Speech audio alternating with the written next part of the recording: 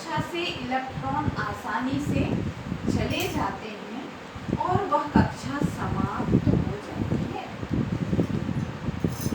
एक इलेक्ट्रॉन के बाहर जाने पर, जैसा कि हमने सोडियम में देखा था, सोडियम के बाहरी कोश कक्षा से एक इलेक्ट्रॉन जाने पर एक धनावेश आ जाता है। दो इलेक्ट्रॉन चले जाएं, जैसे कि मैग्नीशियम, तो उस पर दो धनावेश आ जाता है।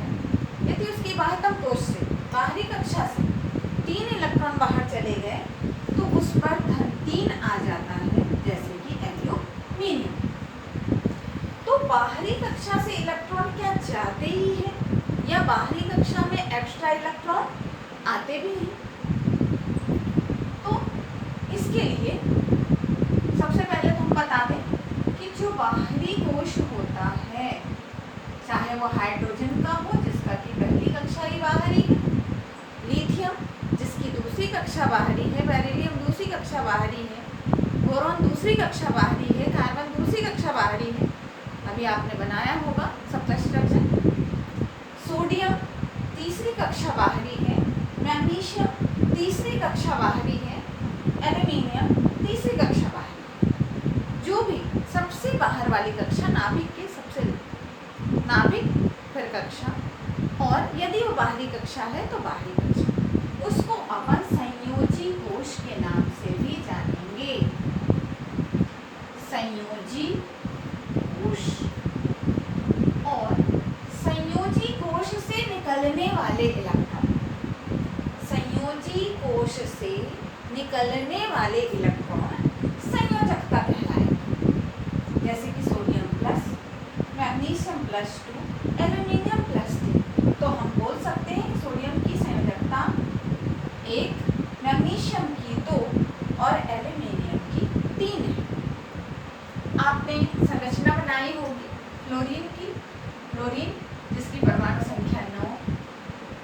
अब 9 को अपन बांटे तो पहली कक्षा में 2 और दूसरी कक्षा में 7। इसके बाद और कोई कक्षा नहीं आ रही उसमें, या और कोई इलेक्ट्रॉन अपन नहीं लिख रहे हैं, उसकी बाहरी कक्षा 7 कहलाई, 7 इलेक्ट्रॉन वाली कहलाई, और उसके संयोजी कोश में 7 इलेक्ट्रॉन कहलाई।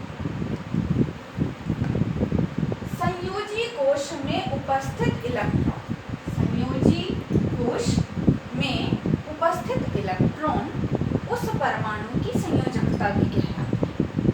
संयोजी कोश में उपस्थित इलेक्ट्रॉन उस परमाणु की संयोजकता कहलाती है।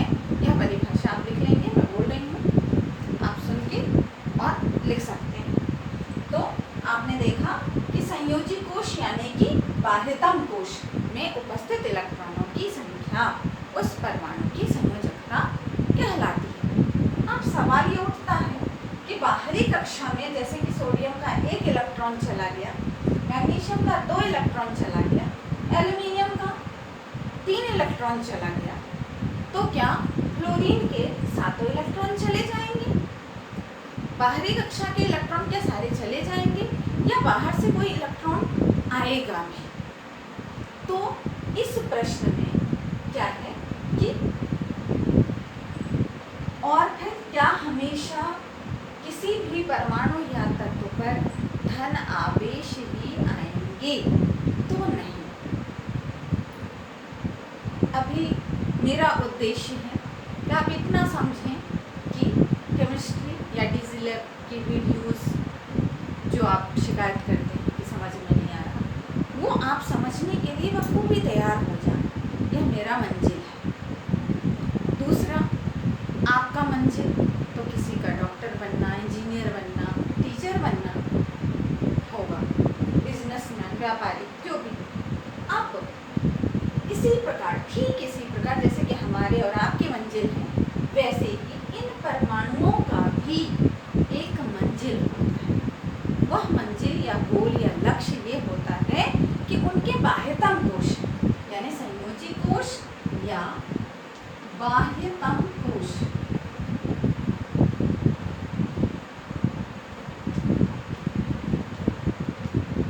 में 8 इलेक्ट्रॉन पूरे हो जाए। क्या बताया मैंने कि हर परमाणु का लक्ष्य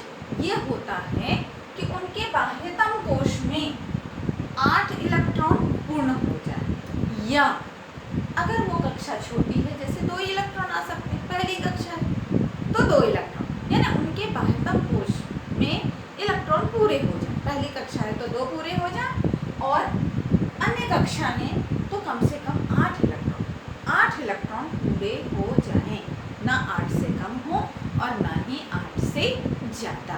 अब मैं सोडियम का स्ट्रक्चर फिर से बनाऊंगी।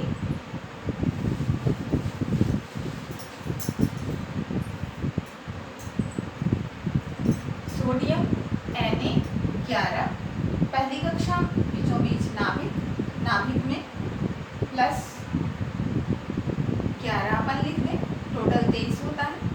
ये बनाई मैंने पहली कक्षा में आपने इलेक्ट्रॉन डाला 2, दूसरी कक्षा में 8 और तीसरी कक्षा में 1। बिल्कुल ऐसे ही हम बना दें, कुछ डिफरेंट नहीं है।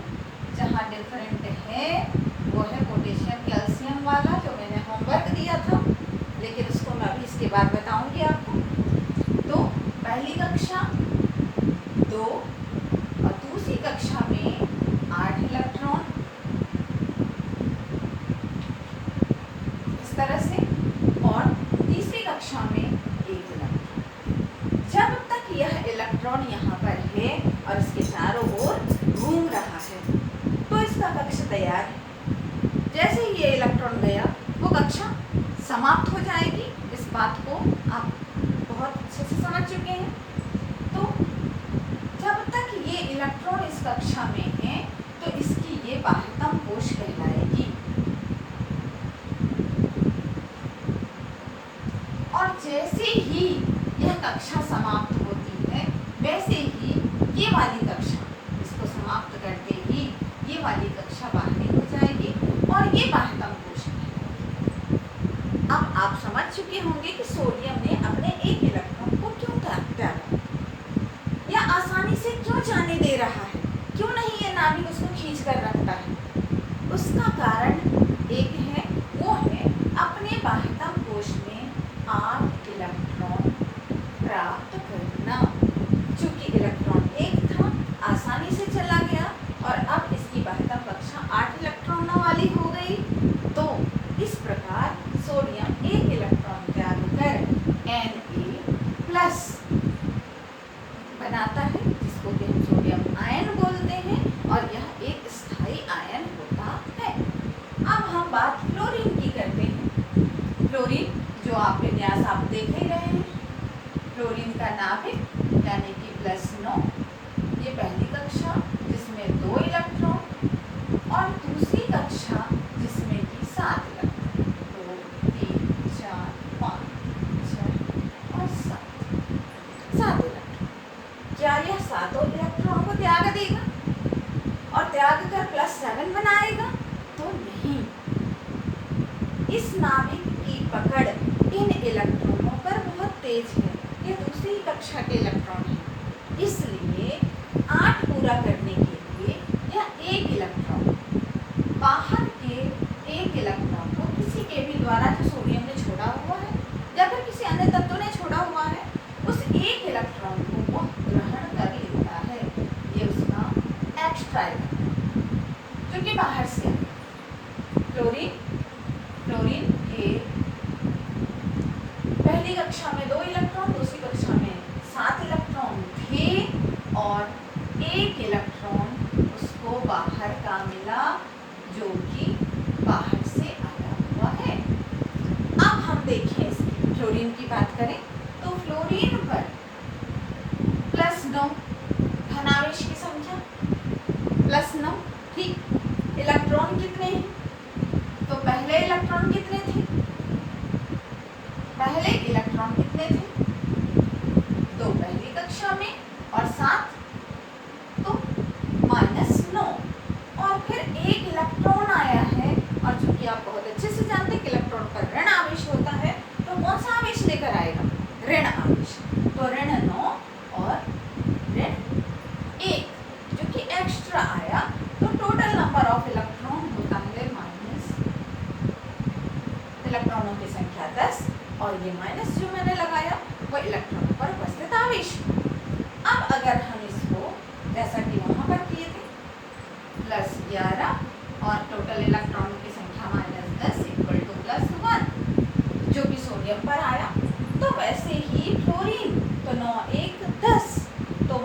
10। अब हम इसमें +9 और -10 इक्वल टू आप लोग को भी जानते हैं कि -1।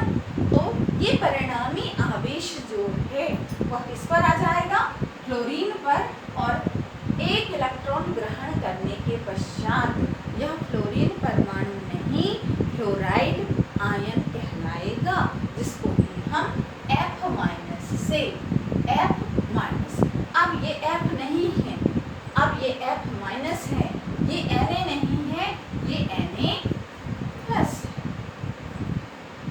तो ये चूंकि इस पर धन आवेश है तो ये धनायन हुआ, और इस पर ऋण आवेश है तो ये ऋणायन हुआ। न्यूलैंड का अष्टक नियम ये कहलाता है कोई भी परमाणु अपने बाह्यतम कोश में 8 इलेक्ट्रॉन पूर्ण करना चाहता है, पूरा करता है, और पूरा करने के लिए वह या तो इलेक्ट्रॉनों का त्याग करता है या फिर इलेक्ट्रॉनों को ग्रहण करता है। जब इलेक्ट्रॉन त्याग करता है तो उस पर धन आवेश, जब वो इलेक्ट्रॉन ग्रहण करता है तो उस पर ऋण आवेश आ जाते हैं। ऋण आवेशित परमाणु ऋणायन कहलाता है, धन आवेशित परमाणु धनायन कहलाता है। ये बात आप बहुत अच्छे से समझेंगे, तभी जितने भी यौगिक बनते हैं जिनके सूत्र आपको बिल्कुल तुरंत अच्छे से पता हो जाएगा, याद हो जाएगा, किसी चीज़ में कोई परेशानी नहीं जाएगी। इस बात का आप विशेष ध्यान दीजिए कि इलेक्ट्रॉन जब त्यागा जाता है तो धनावेश, जब ग्रहण किया जाता है तो ऋण आवेश, धनावेशित परमाणु धनायन, ऋणावेशित परमाणु ऋणायन कहलाता है। ये बातें हो गई। एक इलेक्ट्रॉन, कोई भी परमाणु जितनी संख्या में इलेक्ट्रॉन त्याग करेगा उसके ऊपर उतना धनावेश आएगा। सोडियम आपने पहले देखा था, सोडियम पर प्लस था, मैग्नीशियम पर +2 था, एल्युमिनियम पर +3 था। मतलब ये था कि सोडियम ने अपने बाह्यतम कोश से 1 इलेक्ट्रॉन त्यागे, उस पर 1 धनावेश, मैग्नीशियम ने अपने बाह्यतम कोश से 2 इलेक्ट्रॉन त्यागे, उस पर 2 धनावेश, और एल्युमिनियम ने अपने बाह्यतम कोश के 3 इलेक्ट्रॉन त्यागे, उस पर 3 धनावेश आता है। जितने इलेक्ट्रॉन त्यागेंगे उतने धनावेश, जितने धनावेशों की संख्या उतने इलेक्ट्रॉन कम। धनावेशों की संख्या 1 यानी वास्तविक इलेक्ट्रॉनों की संख्या में 1 की कमी, धनावेशों की संख्या 2 वास्तविक इलेक्ट्रॉनों की संख्या में 2 की कमी, धनावेश 3 यानी कि वास्तविक इलेक्ट्रॉनों की संख्या में 3 की कमी। ठीक इसी प्रकार 1 ऋणावेश यानी 1 इलेक्ट्रॉन एक्स्ट्रा, 2 ऋणावेश यानी 2 इलेक्ट्रॉन एक्स्ट्रा, 3 ऋणावेश यानी 3 इलेक्ट्रॉन एक्स्ट्रा। राइट, इतनी बात आपकी समझ में आ गई। अब आगे बढ़ते हैं कि कौन इलेक्ट्रॉनों का त्याग करेगा और कौन इलेक्ट्रॉनों को ग्रहण करेगा। तो जिनके बाह्यतम कोश में कम संख्या में इलेक्ट्रॉन, 1 तो वो त्याग कर देगा और अपना बाह्यतम कोश में 8 इलेक्ट्रॉन पूर्ण कर देगा, 2 तो भी त्याग कर देगा, 3 तो भी त्याग कर देगा, 4 की स्थिति थोड़ी सी नाजुक होगी, ना तो वो 4 देना चाहेगा, ना उसको कोई 4 देगा। राइट, जैसे कि मैं उदाहरण देंगे, मान के चलिए हम लिथियम से लेते हैं, लिथियम 3, पहली कक्षा में 2, 1 बेरिलियम, 4 पहली कक्षा में 2 बोरोन, 5 पहली कक्षा में 2 carbon, 6 2 4 nitrogen, 7 2 5 oxygen, 8 2 6 chlorine, 9 2 7 neon,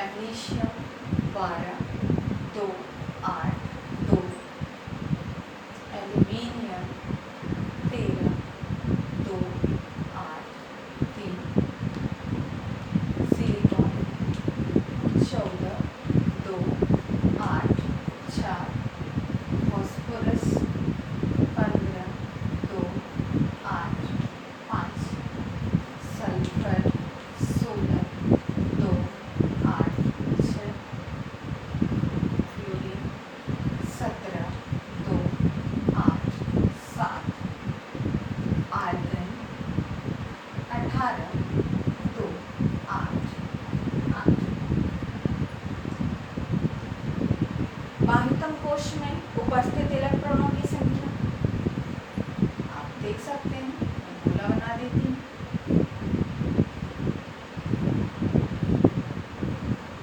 ये उसकी संयोजकता भी कहलाएगी।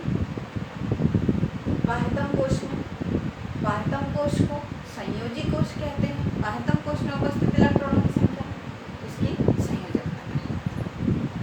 अब बात आती है धनावेश और ऋणावेश। तो चूंकि एक है तो वह आसानी से त्याग कर सकता है। तो अगर हम धनावेश की बात करें, ये तो संयोजकता तो यही हो गई। संयोजकता यानी बाह्यतम कोश में उपस्थित इलेक्ट्रॉनों की संख्या, ये भी आपकी संयोजकता कहलाए क्योंकि वो बाहरी कक्षा में है। ठीक, फॉस्फोरस की संयोजकता अपन 5 बोल सकते हैं, कोई दिक्कत नहीं है। अब चलिए आगे बढ़ते हैं। चूंकि ये इस इलेक्ट्रॉन का त्याग कर सकता है, इसलिए इसकी संयोजकता एक प्रकार से धनात्मक संयोजकता और ऋणात्मक संयोजकता की बात करें तो तब एक ये +1 बेरिलियम की वैसे होता नहीं है। क्यों? क्योंकि ये अंदर भी 2 है, बाहर भी 2 है, तो बहुत दिक्कत जाती है। फिर भी अगर हम बात करें तो बेरिलियम की +2 ले लेते हैं। इसमें भी बहुत दिक्कत वाला काम है, अंदर 2 बाहर 3, 3 को त्यागना बहुत मुश्किल है। फिर भी मान के चले 3 इलेक्ट्रॉन हैं और अगर त्यागता है इसकी संयोजकता अपन नहीं लेते हैं, ये 4, तो ये आपका +4 और -6 जैसी जरूरत पड़ेगी वैसा ये प्रदर्शित करेगा, क्योंकि ना तो ये दे सकता है और ना ही ये ले सकता है कार्बन। इस कारण भी ये बहुत महत्वपूर्ण है, बहुत ही अधिक महत्वपूर्ण है। इसके बारे में हम डिटेल से और लंबे से पढ़ाएंगे। नाइट्रोजन, तो नाइट्रोजन अब देगा नहीं, बिल्कुल नहीं दे सकता। वो आपके इलेक्ट्रॉन को ग्रहण करेगा और कितने, तो 3। जब 3 इलेक्ट्रॉन लेगा तो उसकी ऋणात्मक संयोजकता होगी और वो होगी 3। और अगर देना पड़े तो कितना देगा, 5। तो धनात्मक संयोजकता क्या होगी, 5 और ऋणात्मक संयोजकता कितनी होगी, 3। फिर हम ऑक्सीजन की बात करें तो ऑक्सीजन की यहाँ पर ऋण 2, क्योंकि 8 पूरा करने के लिए कितने इलेक्ट्रॉन की कमी है, 2 की, तो 2 इलेक्ट्रॉन को ग्रहण करेगा और इसकी संयोजकता ऋण 2 हो जाएगी। क्लोरीन की बात करें तो इसके साथ ही इसको 1 की जरूरत है, तो ये ऋण 1 होगा। नियॉन को के पास बाह्यतम कोश में 8 इलेक्ट्रॉन, तो पहले से ही पूर्ण है, उसको किसी की आवश्यकता नहीं है, ना वो देगा और ना वो लेगा, और इस प्रकार वह 0 संयोजकता प्रदर्शित करेगा। ठीक इसी प्रकार हम सोडियम की बात करें तो यहाँ आप बोलते जाएंगे +1 +2 ये +3। फिर यहाँ आकर हम रुक जाएंगे क्योंकि ना वो 4 देगा ना वो 4 लेगा, जरूरत पड़ेगी तो 4 देगा, जरूरत पड़ेगी तो 4 लेगा, इसलिए इसकी संयोजकता होगी +4 भी और -4 भी। फिर आप फॉस्फोरस की बात करें तो यहाँ पर आपका फिर -3 या फिर +5, ये फिर देना पड़ा तो +6 और लेना पड़ा तो -2, फिर यहाँ देना पड़ा +7, लेना पड़ा तो -1 और फिर यहाँ 0। बात अभी हम आर्गन की तक की कर रहे हैं, कोई दिक्कत नहीं। तो ये होती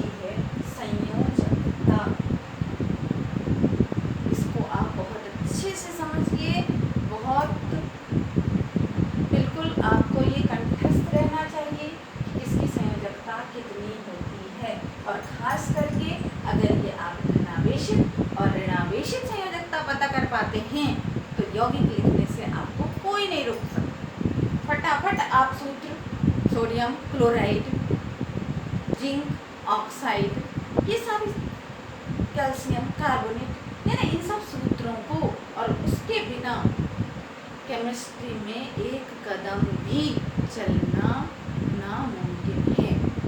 ठीक, तो ये थी आपकी, ये पूरा आपको लिख लेना है और उसके बाद आपको इसको ध्यान करना है, लिखते रहना चाहिए, कोई मुश्किल नहीं है, आप समझ चुके हैं, बहुत बेहतर से समझ चुके हैं।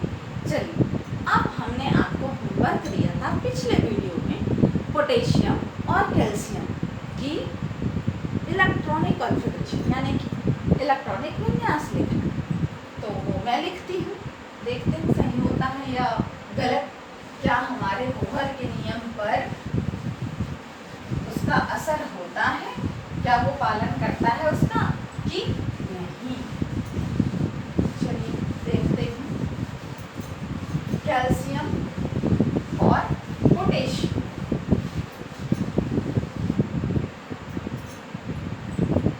पोटेशियम 19, अगर हम बोहर की बात करें, बोहर की जिसके अनुसार आपने बताया था 2n², पहली कक्षा में n बराबर 1, पहली कक्षा, इलेक्ट्रॉनों की संख्या 2 इलेक्ट्रॉन, दूसरी कक्षा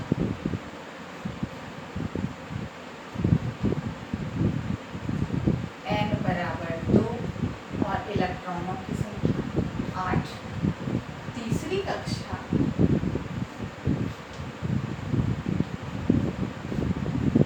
n बराबर 3, इलेक्ट्रॉनों की संख्या 18, चौथी कक्षा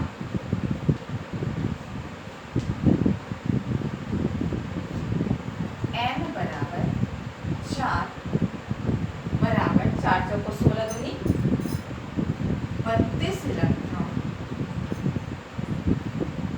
इस तरह से इलेक्ट्रॉन अपन को भरने थे। पोटेशियम के पास 19 इलेक्ट्रॉन है, पहली कक्षा में 2 दे देते हैं, दूसरी कक्षा में 8, 8 2 10, और तीसरी कक्षा में चूंकि 18 इलेक्ट्रॉन आने चाहिए, इसलिए अब यहाँ पर हम 9 इलेक्ट्रॉन देते हैं, 2 8 9, जबकि ऐसा नहीं होता है, इसका विन्यास होता है 2 8 8 1, यह सही है।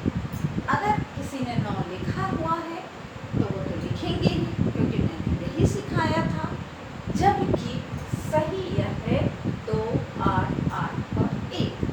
ठीक इसी तरह से अपन कैल्शियम 20 की बात करें तो 2 8 8 2 इलेक्ट्रॉन होने हैं, जबकि आपने लिखा होगा 2 8 10, लिखने में कोई बुराई नहीं है।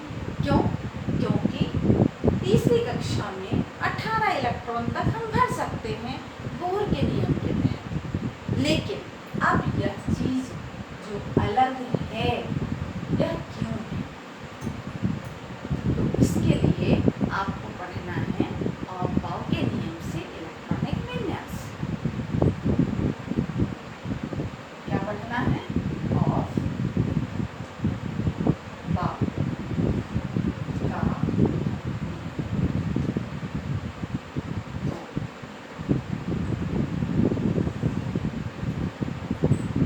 इसको पढ़ने से पहले हम यौगिकों के नाम लिखना सीखेंगे पहले, उसके बाद फिर ऑफ-बाउ नियम, ठीक अपन पढ़ेंगे। ठीक, तो कल यानी अगली वीडियो में आपको सभी यौगिकों, आयनिक यौगिकों के नाम वो लिखते बनेंगे।